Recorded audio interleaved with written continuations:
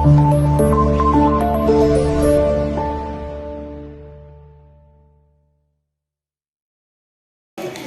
عليكم. أنا بطبيعة الحال أنا عندي بزاف بحكم أنه حفل تكريم الوالد ديالي، مي صانوبيش أنني نكون حاضر ولو قليل.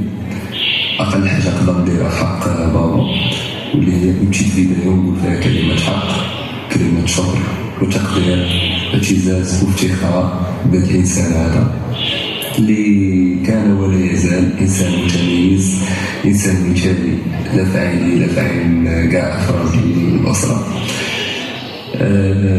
متميز في كون رب أسرة، في كون زوج، في كون أب لابنين وصديقهم قبل ما يكون مربي ديالو. بطبيعة الحال متميز في ميدان العمل ديالو اللي هو العمل الجمعوي، وانا كان لي شرف انني نحضر ليه كيزاول المهام ديالو. اللي نقدر نقول على بابا نقول ليه تبارك الله عليك، الله يخليك لينا، حنا كنا كنفتخروا بك، وحتى الناس اللي في لونطوراج ديالك بطبيعة الحال كيفتخروا انهم كيعرفوا انسان عظيم بحالك.